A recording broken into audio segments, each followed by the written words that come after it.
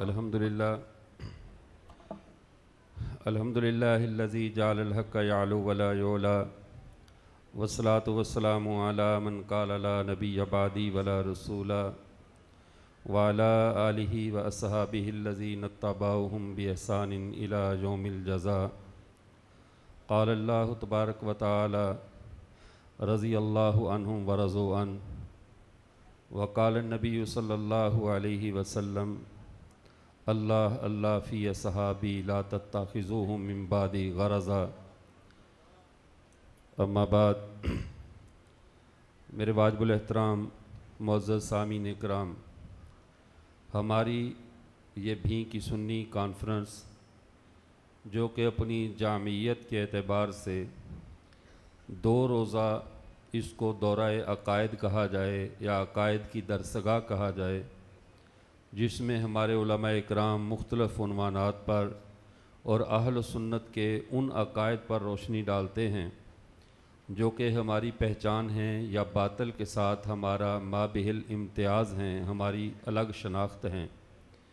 तो ये 2 रोज़ा कॉन्फ्रेंस दर हकीकत एक दरसगाह होती है जिसमें हर शख्स अपने अपने उन्वान के एतबार से आप हज़रात की खिदमत में अपनी मारूज़ात पेश करता है। हमारे असलाफ़ में से हज़रत कादी मदर साहब रहमतुल्लाह अलैह का ये काश्त करदा वो बरकत वाला दरख्त है, पौधा है, जिसकी बरक़ात ने पूरे इलाके को अपने जलू में अपनी बरक़ात के साए में ले रखा है। ये अल्लाह का फ़ज़ल व एहसान है आप सब हज़रात पर। यूँ कहा जा सकता है कि हज़रत काजी साहब रहमतुल्लाह अलैह से जुड़े हुए लोग, आमाल में तो कोताही हो सकती है लेकिन अक़ीदे में बिहम्दिल्लाह कोई भी झोल नहीं हो सकती। और क़यामत में मदारे निजात इंसान का अक़ीदा है, इसका दुरुस्त होना ज़रूरी है। आज की इस नशिस्त में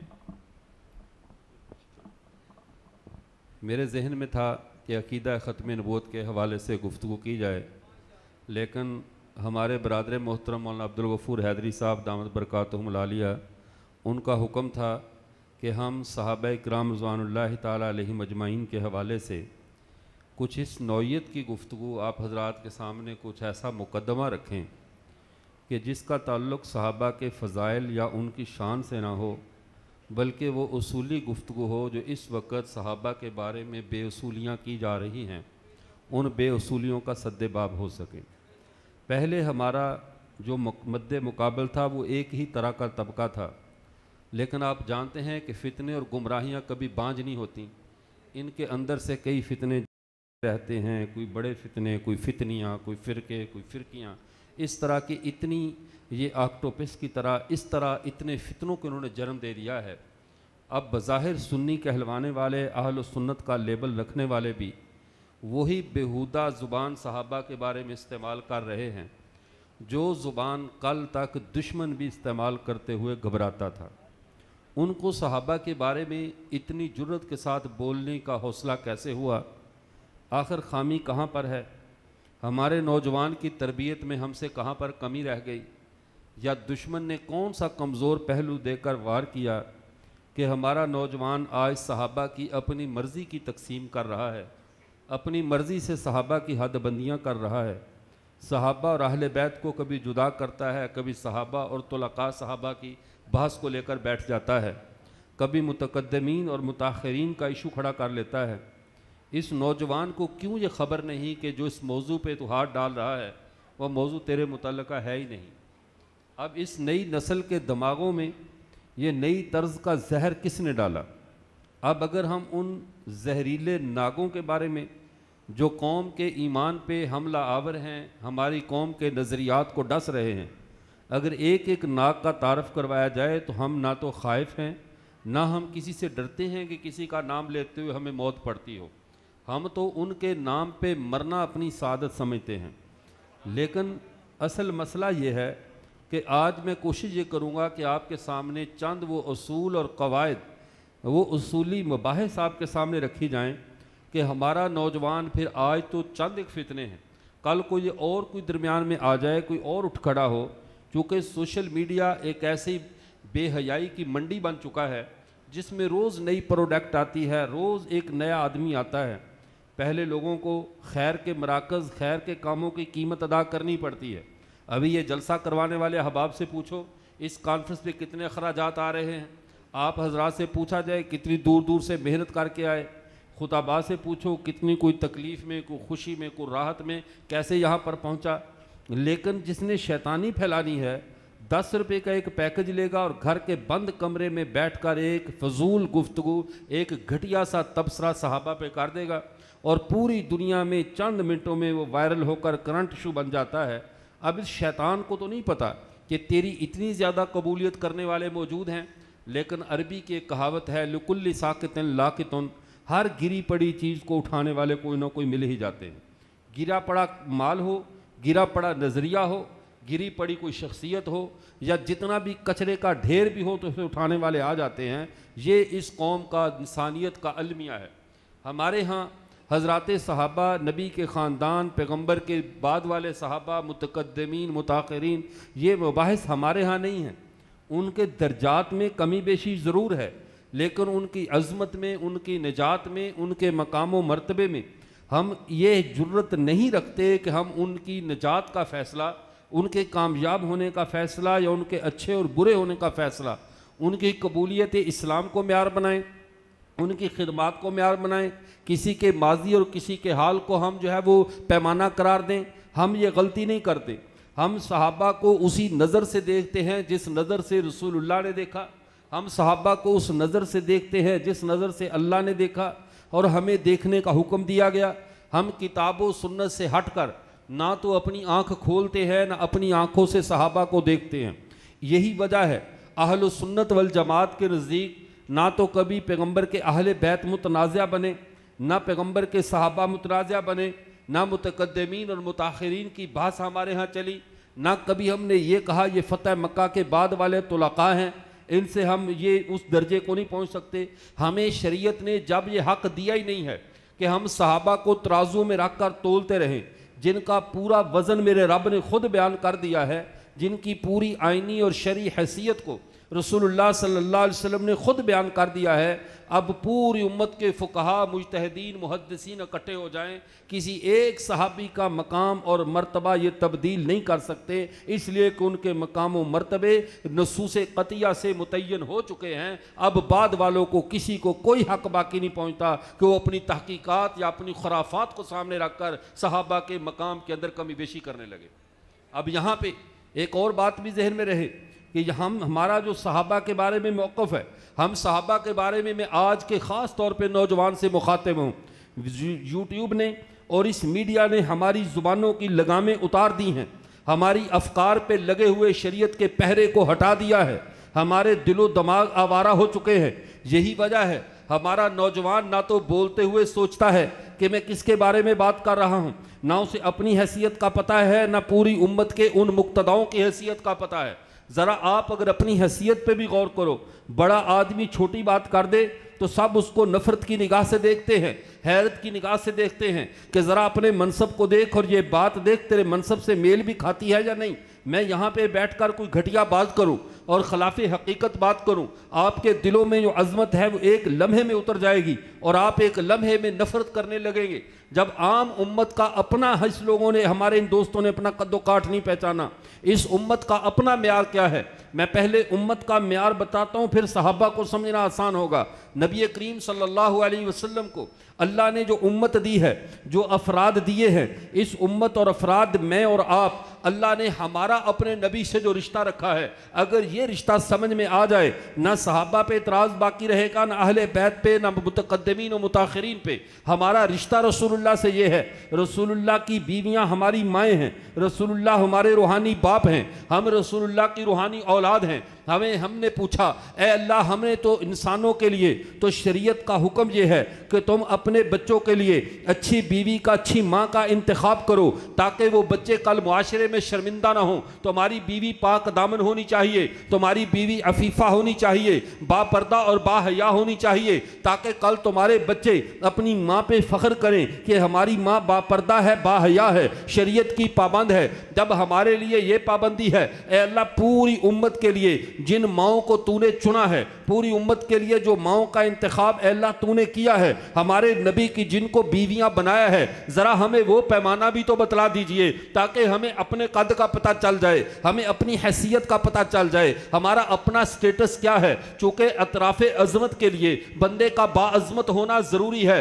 बंगी कभी बादशाहों के मकाम को नहीं पहचान सकते, कभी नशेई किसी आला हाकम के मर्तबे को नहीं पहचान सकता। बादशाहों को बादशाह पहचाना करते हैं, कदरे ज़र ज़रगर शनासत कदरे जौहर जौहरी। पहले हमारा अपना स्टेटस हमें मालूम होगा, अपना कद्दो काठ हमें मालूम होगा, तब हमें ऊपर वाले हजरात समझ में आएंगे कि वो कौन है। मेरे अल्लाह ने हमें जो मकाम दिया कि तुम इतनी इस बात पे गमज़दा ना हो, सहाबा तो बहुत ऊपर की चीज़ हैं, सहाबा तो तुम्हारी तवक्को और तुम्हारी गौर व फिक्र के दायरों से भी ऊपर की चीज़ हैं। मैं तुम्हें तुम्हारा मकाम बता देता हूँ, जो मकाम मैंने साबका उम्मतों के नबियों की माओं का रखा था, वही मकाम मैंने तुम्हारी माँ का रखा है। तुम आम मुसलमान हो, 1400 साल बाद में पैदा हुए हो। हजरत ईसा को देखिए, हजरत ईसा की माँ को रब का कुरान कह रहा है उम्मुहु सद्दीका, ईसा की माँ सद्दीका है। जो म्यार ईसा नबी की माँ का रखा गया, वही म्यार मोहम्मद अरबी की उम्मत की माँ का रखा गया। आयशा सद्दीका को हमारी माँ बनाया गया ताकि ये उम्मत अपने कद्दो काठ को पहचाने कि तुम आम लोग नहीं हो। अगर ईसा की माँ सद्दीका है तो मोहम्मद अरबी की पूरी उम्मत की माँ का नाम भी सद्दीका है। अपने कद को पहचानो।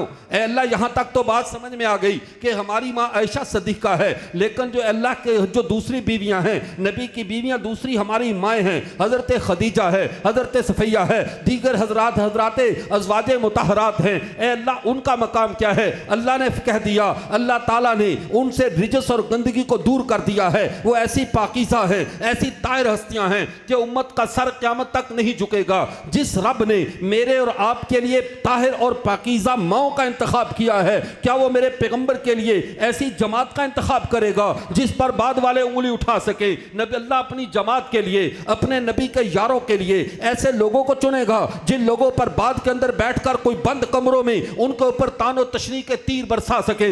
ऐसा नहीं होगा। अल्लाह ने अपने नबी की जमात को चुना है, और फिर चुना नहीं, उनकी तरबियत, उनके मकाम और मर्तबे को अल्लाह ने इस सतह पर रखा है। आप देखिए, एक आदमी रसूलुल्लाह के सामने आए, आकर कहे, अल्लाह के रसूल मैं गवाही देता हूं आप अल्लाह के रसूल हैं, मैं गवाही देता हूं अल्लाह वहदहु ला शरीक है। आप बताओ, ऐसे शख्स को हम क्या कहते हैं?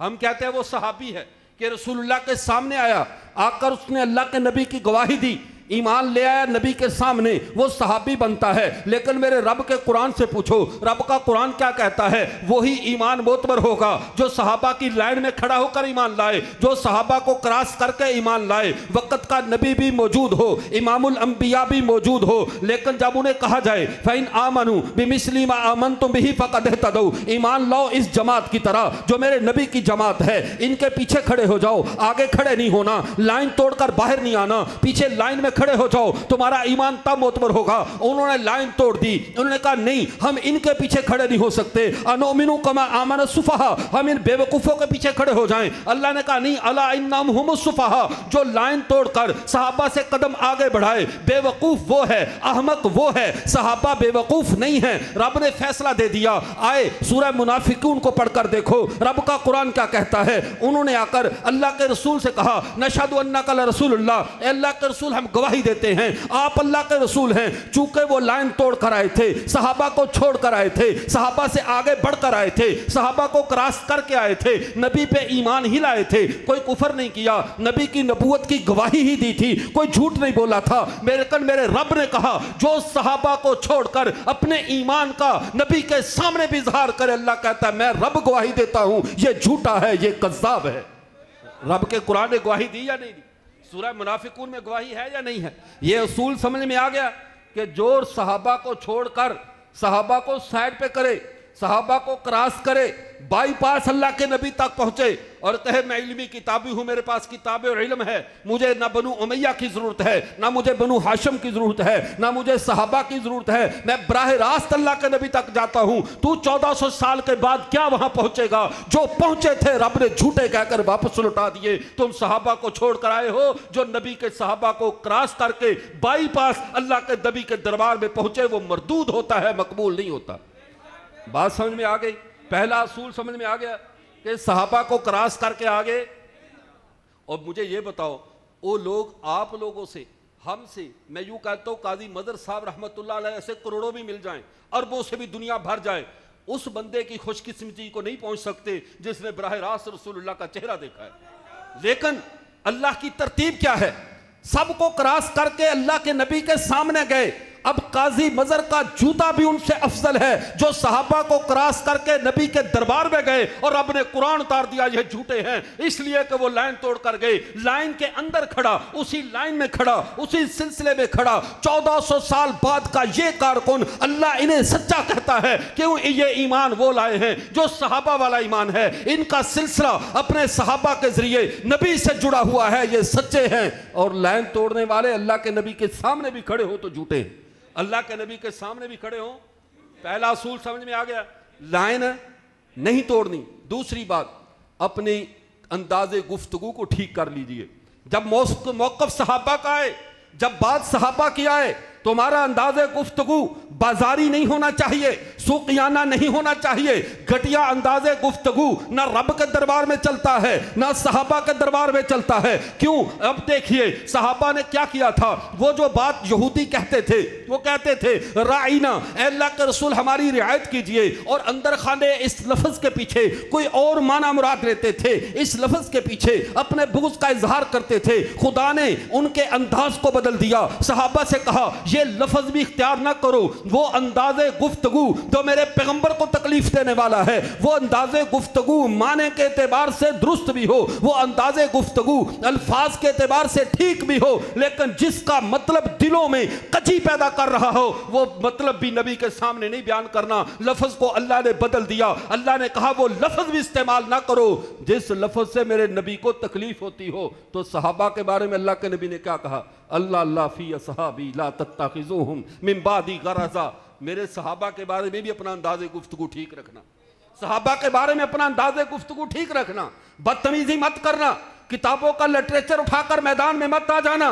तुम्हारी आज की उर्दू के तर्जमे जो उस दौर के हालात की अक्कासी नहीं कर सकते। तुम्हारे मुतरज्जिमीन ने अपनी मर्जी से जो तर्जमे किए, सही किए या गलत किए, ये जुबाने नबूवत के तर्जुमान नहीं हो सकते। ये कह सकते हैं लफ्जी तर्जुमा ये बनता है, लेकिन मेरे नबी की मुराद क्या है ये आप और मैं कैसे समझेंगे।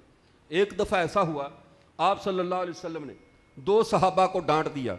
बुखारी शरीफ में हदीस मौजूद है। डांटा कैसे? कहा जाओ फलां जगह पे कुएं पे जाओ, चश्मे पे जाओ, रास्ते में पानी आएगा, मेरे आने से पहले पानी नहीं पीना। उन बेचारों को प्यास लगी हुई थी, उन्होंने पी लिया। आप सल्लल्लाहु अलैहि वसल्लम के बारे में बुखारी की हदीस फसब्बाहुमा रसूलुल्लाह सल्लल्लाहु अलैहि वसल्लम, सब अरबी में जो आजकल बड़ा एक चला हुआ ना, अली हजरत मुआविया मिंबरों पे गाली देते थे, सब सब सब, तो इसका जरा तर्जुमा करो। फसब्बाहुमा रसूलुल्लाह सल्लल्लाहु अलैहि वसल्लम, बुखारी के अल्फाज हैं। फरमाया अल्लाह के नबी डांटे, नाराज हुए, उनको सख्त अल्फाज कहे। हजरत आयशा ने हैरान होकर कहा अल्लाह के रसूल आप तो कभी सख्त लफ्ज़ नहीं बोलते, आज इतने सख्त लफ्ज़ क्यों? आज इतने सख्त लफ्ज़ क्यों? बात सहाबा की थी।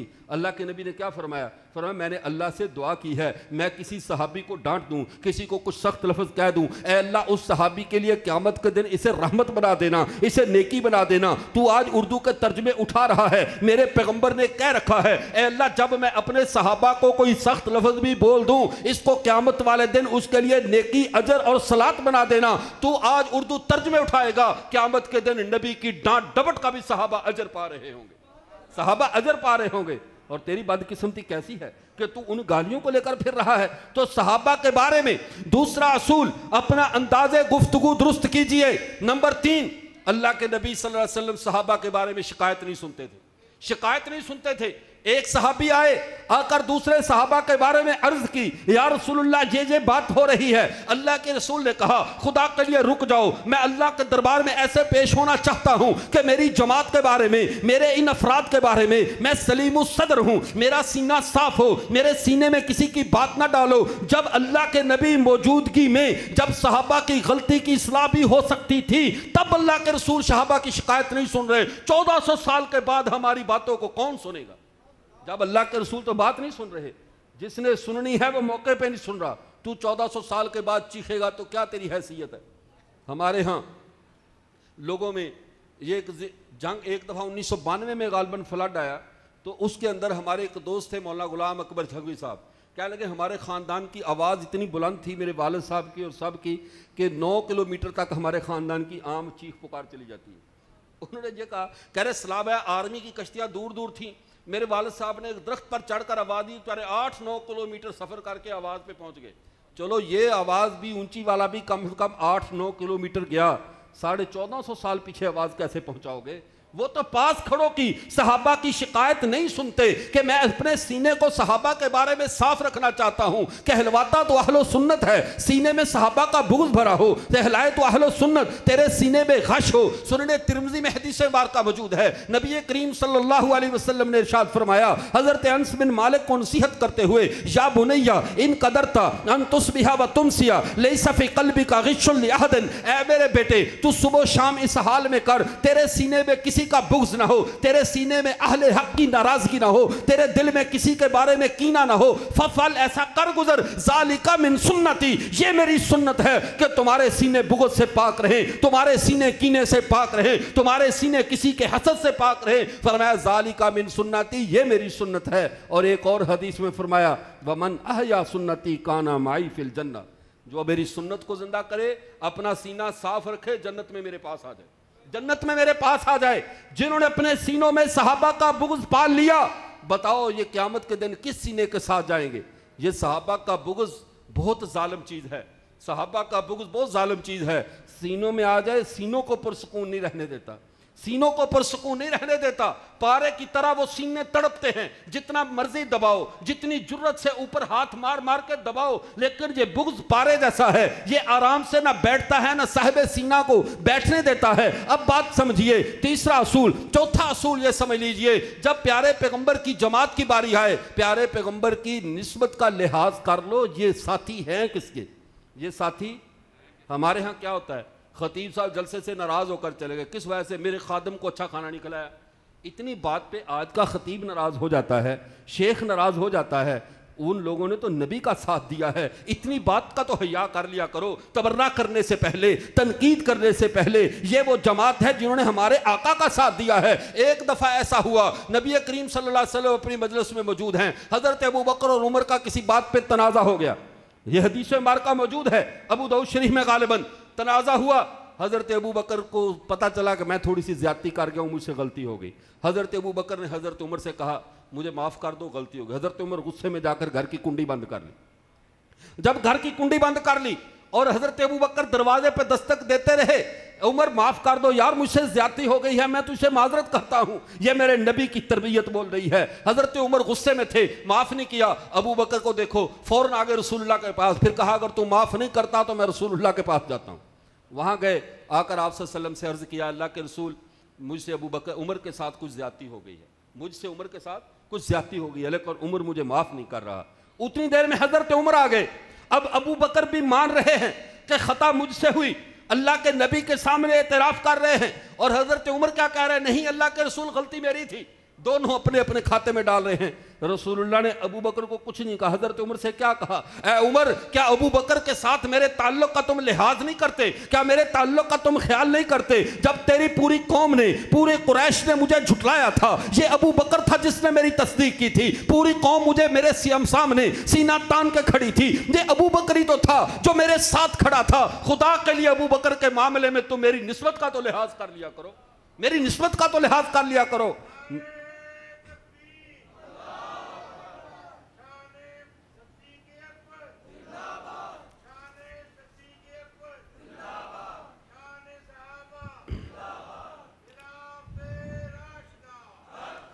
और फिर इस निस्बत का लिहाज अल्लाह ने अबू बकर का तारुफ ही फिर ऐसे करवा दिया, रब्बी अदखिलनी मुदखल सिद्किन व अखरिजनी मुखरज सिद्किन। इसमें तारुफ किसका करवाया जा रहा है? अल्लामा खालिद महमूद साहब रहमतुल्लाह अलैह फरमाते हैं, जब 10,000 सहाबा अल्लाह के नबी को फातिहाना शान से मक्का में लेकर दाखिल हो रहे थे, चारों तरफ मुशरिकीन मक्का का हजूम है, उनकी सल्तनत है, उसके अंदर दाखिल हो रहे हैं, और एक शान है, नबी को बाहिफाजत सिक्योरिटी के अंदर 10,000 सहाबा लेकर जा रहे हैं। हजरत अब्दुल्लाह बिन रवाहा तलहा ने अल्लाह के नबी की ऊँटनी की मुहार थामी हुई है और काफिरों को ललकार ललकार कर कह रहे हैं, खल्लू बनिल कुफार अन सबीलिही खल्लू फकुल्लुल खैरि फी रसूलिही नहनु कतलनाकुम अला तावीलिही कमा कतलनाकुम अला तंजीलिही। ए काफिरों की नाजायज औलाद, आज मोहम्मद के रास्ते से हट जाओ। आज हम तुम्हें मोहम्मद की तावील पे भी वैसे ही मारेंगे जैसे मोहम्मद की तंजील पे तुम्हें मारा था। अल्लाह को मुस्कुराए, अल्लाह की जात ने देखा। ये आज 10,000 बड़े खुश हैं, अपना बड़ा वजन समझ रहे हैं कि हमने अल्लाह के नबी को लेकर आए हैं। ठहरो, इन्हें मैं बताता हूं कि इन 10,000 कुदसियों का, इन फातहीन मक्का का अगर वजन तोलना है तो दरमियान बराबर बाट कौन सा रखना है। अल्लाह ने कहा रब्बी अदखिलनी मुदखला सिद्किन, तुम तो इन 10,000 सच्चों को लेकर दाखिल हुए हो। 10,000 सच्चे एक सच्चे को लेकर आए हैं। वाखरिजनी मुखरजा सिद्किन, उस दौर को याद करो जब एक ही सच्चा था, एक सच्चे को लेकर हजारों के दरमियान से जा रहा था।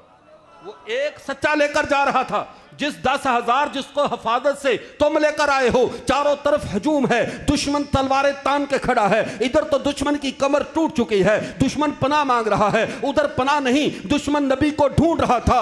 ऐसे मौके पे 10,000 बंदे का काम जिस शख्स ने किया था वो तन्हा था। तुम रब्बी अदखिलनी मुदखला सिद्कन वाले हो, वो राजा सिद्कन वाला है। उस बाट को रखो। अकेला अबू बकर का वजन तुम 10,000 से ज्यादा है। अकेले अबू बकर का वजन।